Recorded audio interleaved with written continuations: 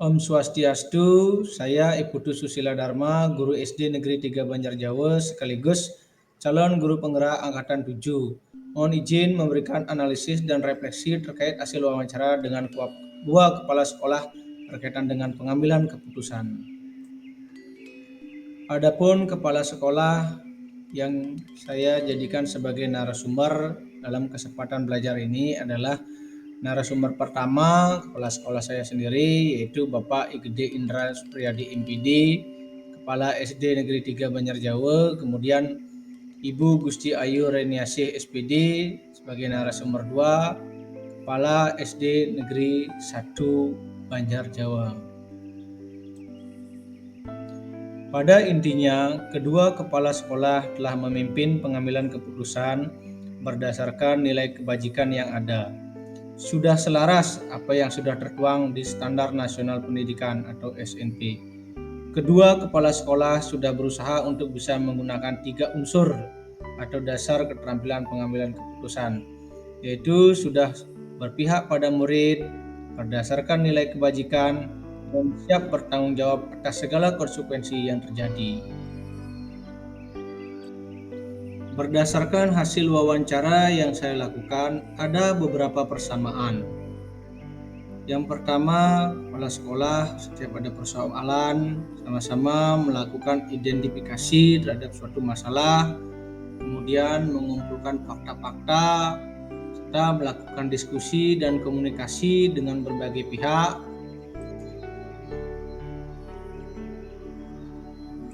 terutama yang terlibat dalam sebuah persoalan atau masalah.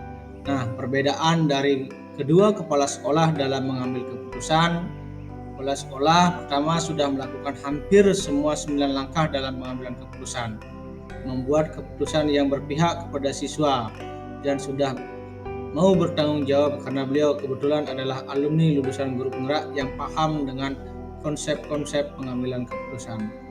Kepala sekolah kedua lebih mengedepankan diskusi, komunikasi, dan koordinasi dengan unsur-unsur sekolah dan pihak-pihak yang terlibat dalam sebuah masalah. Menurut saya yang lebih menonjol dalam membuat keputusan sesuai langkah-langkah pengambilan keputusan dalam teori di modul 3.1 adalah kepala sekolah yang pertama. Kepala sekolah tersebut juga telah menyampaikan rencana ke depannya bahwa para pemimpin akan menghadapi permasalahan dilema etika ataupun bujukan moral.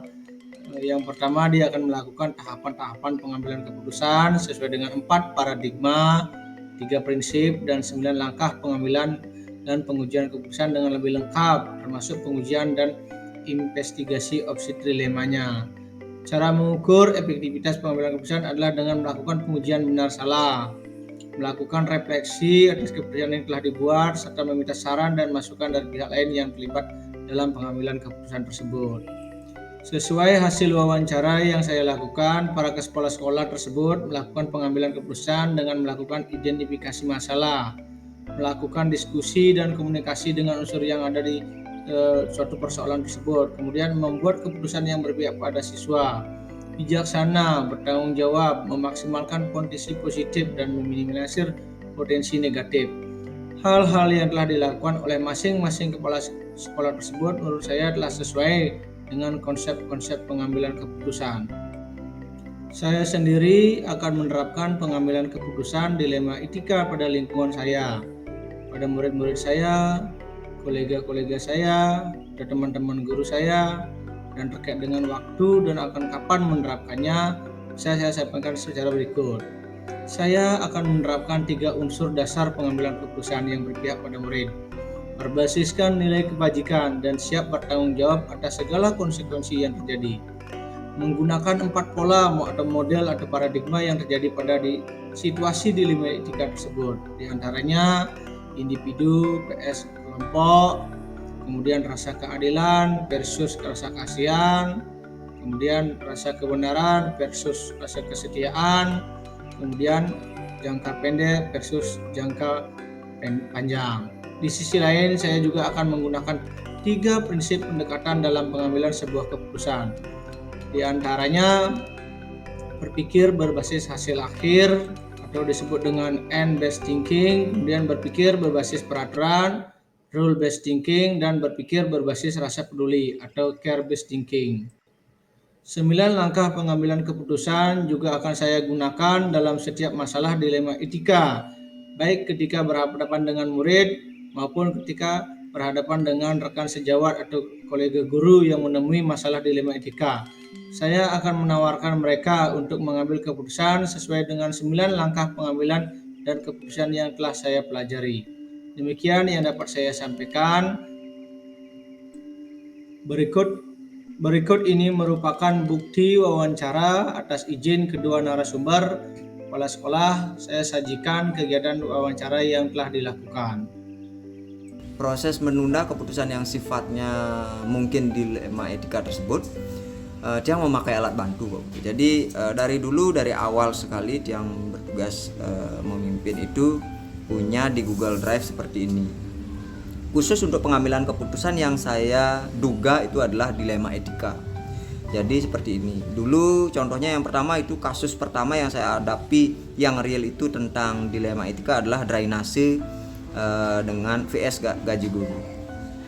Nah seperti ini Pak Putu. Jadi memang pada saat itu dia menggunakan hal-hal yang sifatnya panduan seperti ini yang kita dapat dari guru penggerak. Hal-hal yang dinilai saling bertentangan, kemudian pihak yang terlibat kita memang berusaha untuk cari dari sisi fakta gitu. Kadang kan kita terjebak dengan asumsi.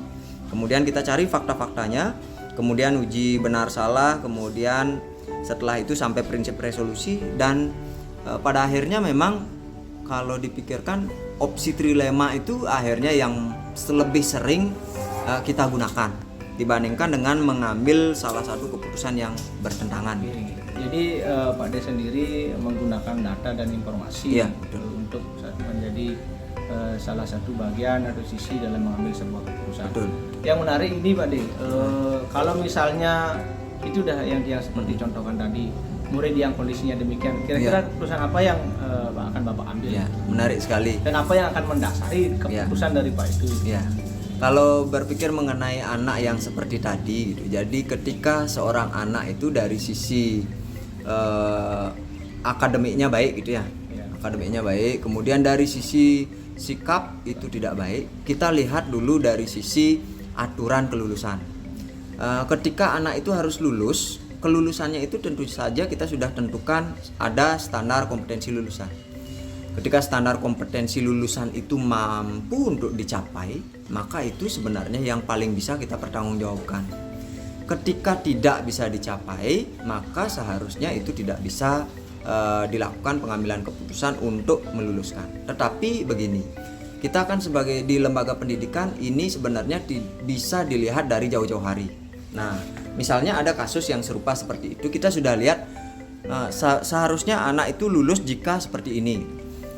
Jika SKL-nya seperti ini, kemudian syarat-syaratnya seperti ini, seperti yang tadi Pak Putu bilang, kita harusnya sebagai seorang guru pendidik bahkan pemimpin di sekolah itu memiliki visi ke depan. Anak ini kalau dibiarkan seperti ini, dia akan terkendala di kelulusannya. Jadi pentingnya itu bukan pada saat sudah di akhir, tapi kita siapkan dari awal. Dari awal dia supaya lulus dengan baik, sehingga ketika pun terjadi, misalnya kita sudah berusaha dari awal, pada akhirnya tetap seperti itu. Maka kita kaji dulu permasalahannya seperti apa. Seperti tadi dia berprestasi, sedangkan kemampuan di akademik kurang. Nah, apa keputusan ibu selaku kepala sekolah? Ibu selalu berpegang kepada kebijakan dan selalu berkolaborasi dengan orang tua, termasuk gurunya. Sebatas mana dia kurang mampuannya di akademik, sudah itu sudah sejauh mana prestasi yang sudah dia dapatkan. Dengan adanya yang sudah ibu kaji masalah siswa tersebut, ibu selalu koordinasi 3 pihak ini dengan siswa, orang tua, guru, termasuk ibu selaku penanggung jawab. Kalau memang keputusan itu seperti apa, misalnya kita bantu karena dia sudah memberikan piala yang banyak, masalah kekurang mampuan di akademik kita kerjasama dengan orang tua bersama guru dengan memberikan waktu luang pada saat pulang, temannya sudah pulang, dia kita bimbing, kita bina, dan orang tua harus memberikan izin, minta izin selaku kepala sekolah, ibu harus minta izin dengan orang tuanya.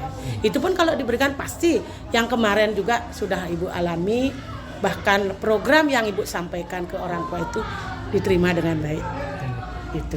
Jadi kesimpulannya menurut ibu anak ini akan naik kelas. Ya, dengan kita memanggil orang tua termasuk guru, bagaimana sejauh mana kekurang mampuannya di akademik.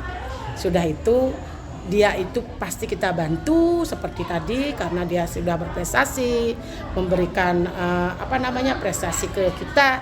Jadi kalau dia kita biarkan, kasihan. Jadi keputusan yang ibu ambil itu kesimpulannya kita selalu berkolaborasi dengan orang tua dan guru untuk membantu. Jadi ibu kan punya aturan sebenarnya di sekolah. Ya. Mengikuti proses pembelajaran sekian persen, ya. Harus hadir, nilai di atas KKM itu. Harus di atas. Jadi ketika ibu membuat siswa itu naik, apa tidak bertentangan dengan itu? Itu kan tergantung dari kebijakan ibu kan. Memang dia itu misalnya di bawah KKM, tapi di sini kan ada sisi baik dan ada sisi buruknya. Di sisi baiknya dia sudah memberikan nama baik, prestasi yang sudah diraih di sekolah untuk sekolah, nama baik untuk sekolah. Sedangkan di akademik dia kurang mampu. Apakah itu tidak seimbang? Kan tidak seimbang kalau menurut ibu. Untuk menyeimbangkan itu tetap kita bantu dengan menyisihkan waktu, memberikan pelajaran tambahan pada waktu dia tidak ikut belajar tapi latihan terus menerus. Setengah 11 kita minta